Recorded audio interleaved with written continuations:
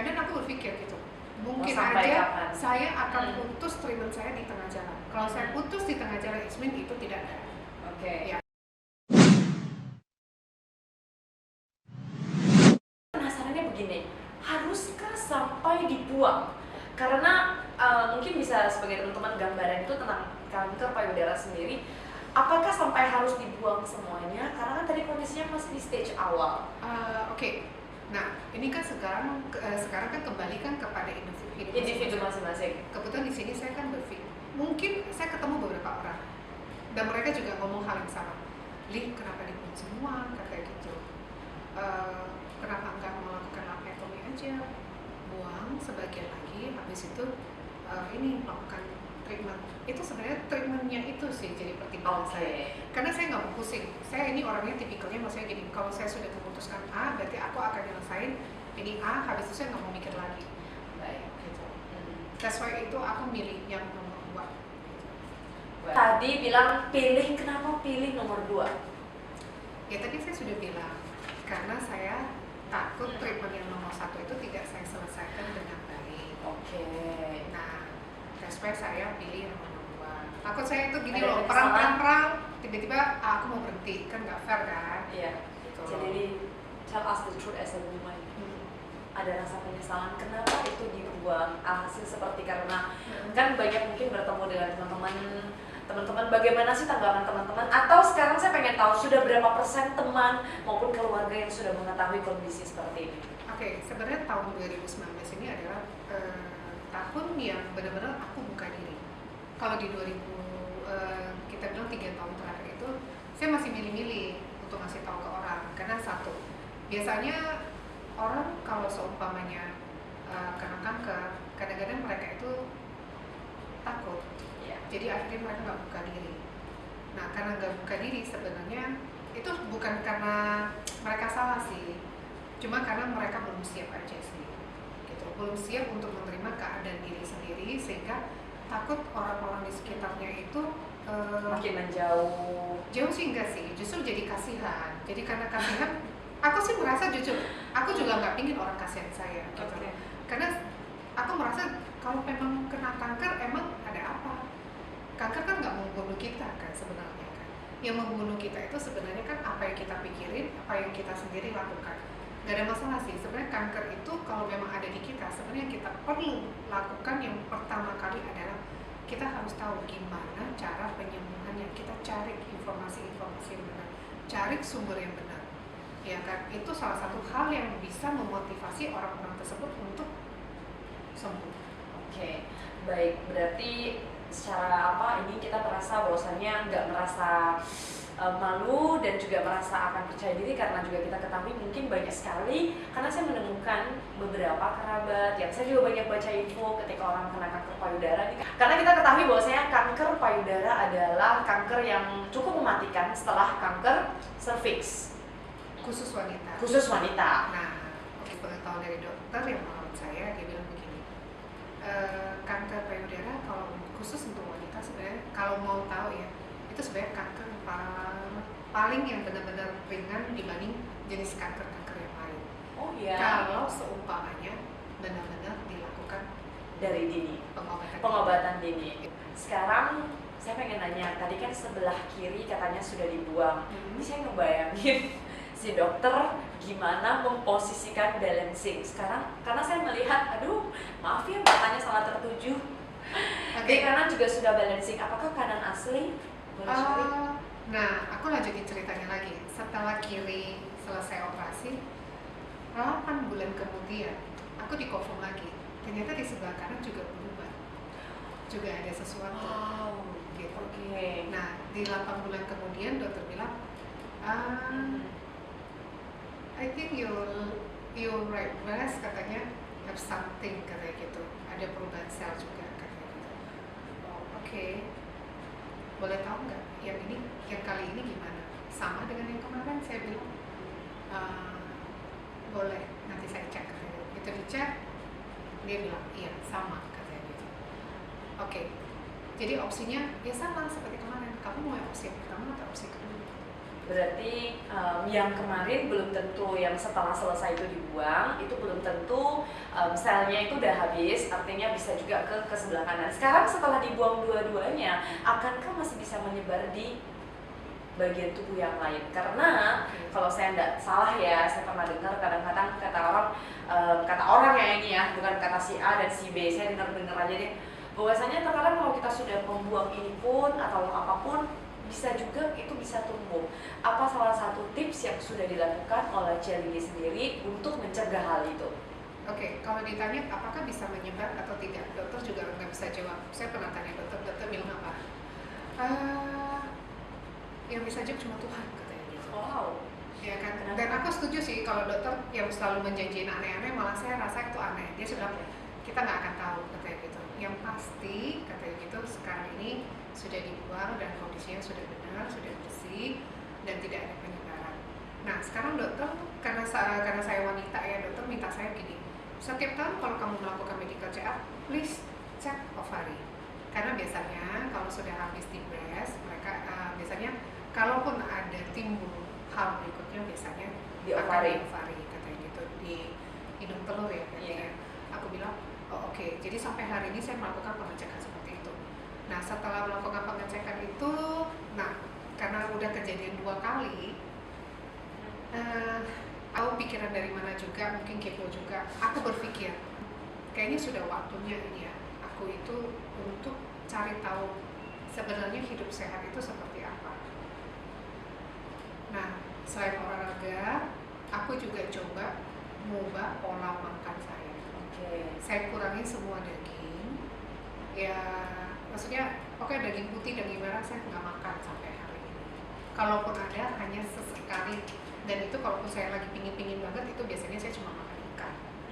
Nah, jadi saya belum vegetarian ataupun saya belum vegan sama sekali. Flexitarian. Yes. Jadi so far itu yang saya lakukan. Pokoknya intinya saya nggak mau seperti orang bilang, oh kalau kamu cancer kamu harus ngurangin, terus langsung drop. Saya stres, saya nggak makan, nggak ini nggak itu. Akhirnya bukan makin baik kan, saya kan jadi stres. Aduh, aku nggak boleh makan ini ya, nggak boleh makan itu ya, nggak. Jadi saya rubah mindset saya. Kalau saya mau sehat, ya udah, saya harus ngurangin hal-hal yang seperti maksudnya makanan-makanan yang di luar kayak junk food yang masuk ke dalam tubuh. Benar, itu udah benar-benar saya nggak makan lagi. Jadi saya hanya makan dengan kondisi saya tahu ini yang masak siapa, oh dia polanya gimana gitu ya kan.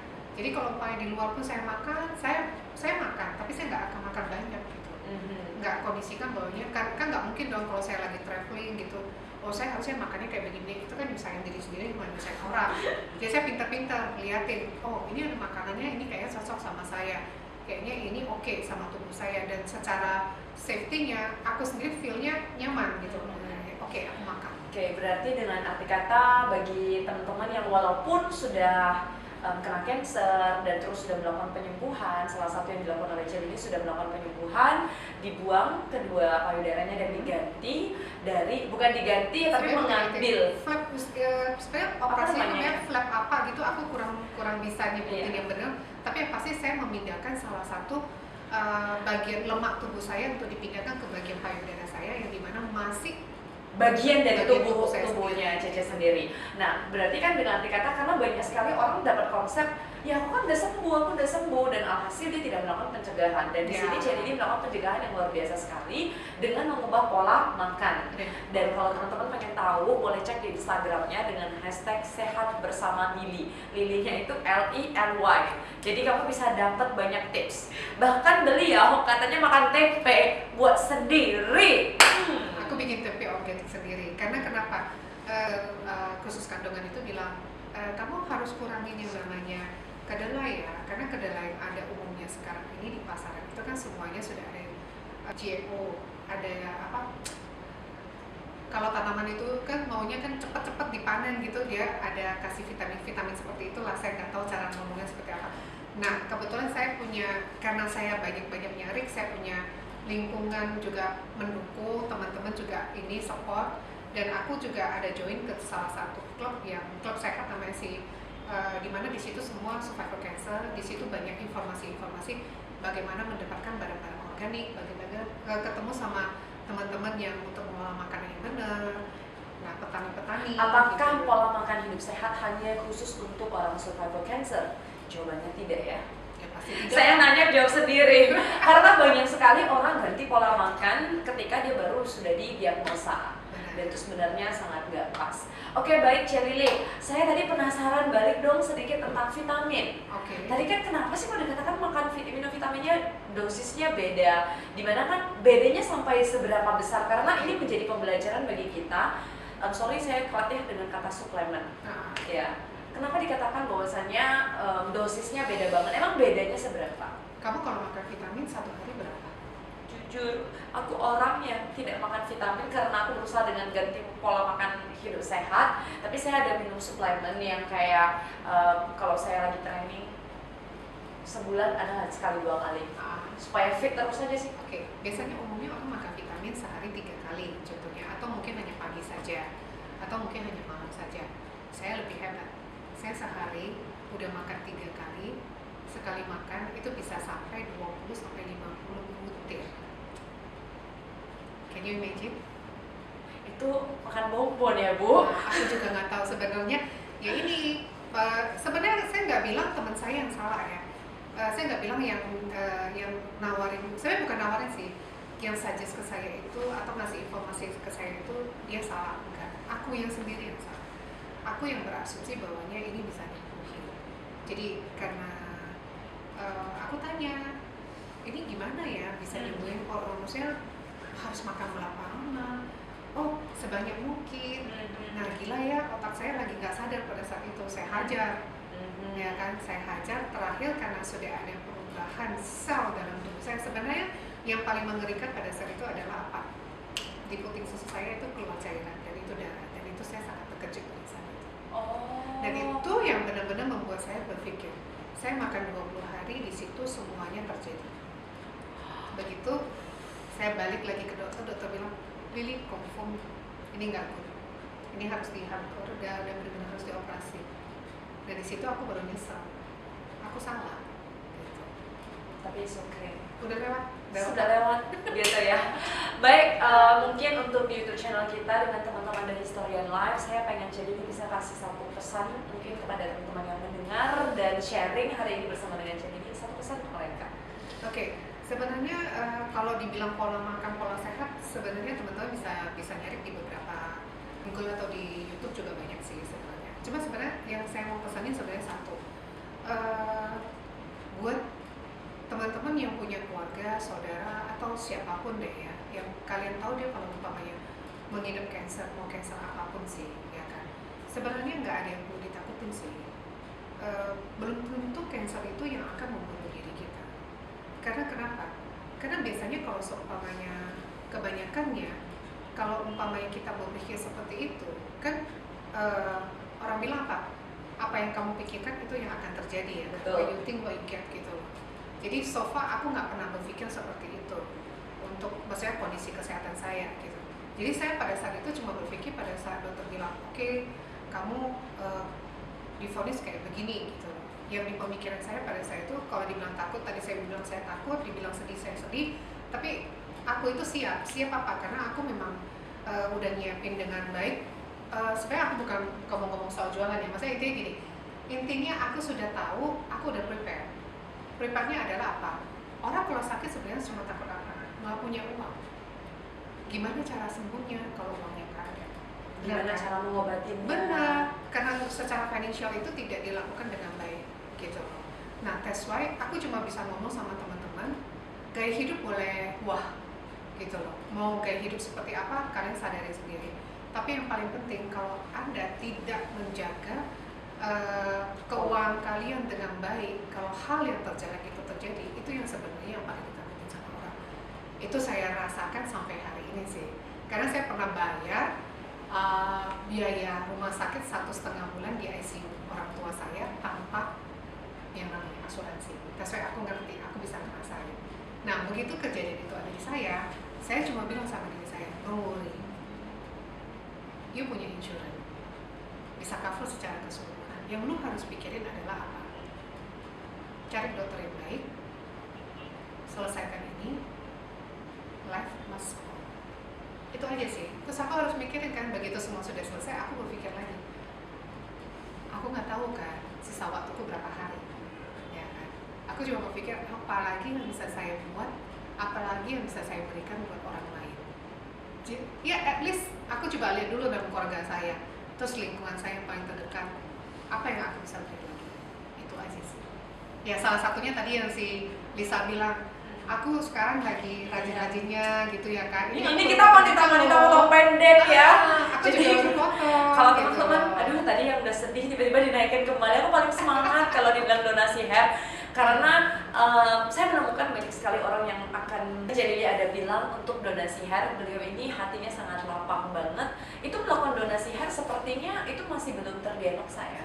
Oh, donasi hair itu sebenarnya aku udah terdiagnosa. Oh, udah terdiagnosa. That's why do something dengan beliau ini mengajak banyak sekali teman-teman. Bahkan saya masih ingat salah satu speech saya di opening speech, saya berbicara dengan how I make decisions to cut my hair. Teman-teman kalau lihat rambut saya selalu panjang. Saya pernah kemarin karena pengen donasi dan beliau ini harus minimum 25 cm. Jadi lu bayangin kalau 25 cm itu akan panjang dan gak boleh pernah dikeritingin, gak boleh pernah dilurusin, pokoknya bener-bener rambut itu terjaga, gak diwarnai dan semuanya. Karena beliau sudah mengerti bagaimana actually penderita kanker itu membutuhkan donasi hair yang bener-bener sehat. Oke, sebenarnya kalau soal donasi hair bisa cek di Little Princess Trust. Aku cuma cek-cek sih kemarin. Akhirnya aku kayaknya cocok sama yang ini gitu loh. Banyak sih sebenarnya kalau mau lakuin bisa cek di Google. Nah, sebenarnya aku terinspirasi donasi hair itu karena aku tak sama saya. Dia punya pasien yang rambutnya itu terjadi kecelakaan di dalam bekerja. Akhirnya kulit kepalanya itu tertarik, jadi udah pasti nggak bisa punya rambut. And then dia cuma bisa pakai wig. Dan dia punya anaknya suka banget berenang. Dan dia kalau mau nemenin anaknya berenang, otomatis dia harus buka dong. Nah, dia sedih banget gitu katanya. Jadi nggak punya rambut kan untuk ininya. Terus kalau pakai wig itu kan panas gitu kan. Terus kalau mau beli rambut yang asli, yang benar-benar wig tapi rambut yang asli itu mahal banget. Nah, jadi kepikiran sama aku, oh ini bisa ya jadi salah satu sesuatu hal yang misalnya lu memberi nggak harus pakai uang kan, nggak harus semuanya di segala secara financial itu udah ada baru bisa beli kan. Terus aku mikir ya why not ya, orang semua pada bilang kalau ketemu saya, Lili rambut kamu bagus banget, mostly semua kayak begitu. Jadi saya pikir bagian tubuh saya apa yang bisa saya sumbangin. Oh ternyata selain nggak punya payudara ada sih, masih ada rambut. Saya udah mau nangis dengarnya, selain nggak ada payudara masih ada rambut. Iya, masih ada rambut. Jadi saya mikir, oke, aku mau coba challenge saya mau coba untuk donat rambut saya. Nah, aku coba buktiin bahwa aku bisa punya rambut sampai segini panjang. Pertama kali aku lakuin itu 40 cm. Ya, aku lakuin itu 40 cm. And then pada saat saya ngelakuin aja, saya itu kalau setiap ke salon itu nyuci terus rapiin dikit-dikit gitu ya kan. Yang pemilik salon aja sampai ini sama saya, dia bilang belum mau dipotong, belum cukup, saya bilang gitu. Oke, jadi dia rapiin. And then one day begitu saya potong, mungkin dia merasa melihat saya maksudnya punya hati, maksudnya pingin banget bikin sesuatu yang seperti benar-benar bisa memberi buat orang. Tahu nggak? Percaya nggak? Pada saat saya potong rambut kali itu 40 cm, itu pendeknya segini ya, itu sekitar 3 tahun yang lalu. Karena dia tahu saya mau donasi buat anak-anak, sebenarnya bukan hanya karena kanker sih, banyak sih penyakit-penyakit yang membuat rambut itu anak-anak itu nggak punya rambut, rontok karena treatment rambut. Si hairstylistnya ngomong begini, Lili katanya gitu, pada saat saya mau bayar nih, dia bilang karena kamu sudah melakukan hal baik katanya gitu, dan aku ingin terlibat dalam hal baik itu maksudnya dalam project kamu gitu. This time you don't have to pay katanya gitu. Free. Ini salah satu salon yang harga potong rambutnya juga sangat mahal di Medan. Sorry. Dia tanya saya seperti itu. Aku bilang yakin Lin, kamu kasih aku kesempatan sekali ini. Oh oke. Aku bilang aku thank you banget, kamu mau bantuin saya untuk project ini sampai selesai. And then sampai hari ini dia adalah salah satu salon yang mendukung kegiatan saya seperti ini.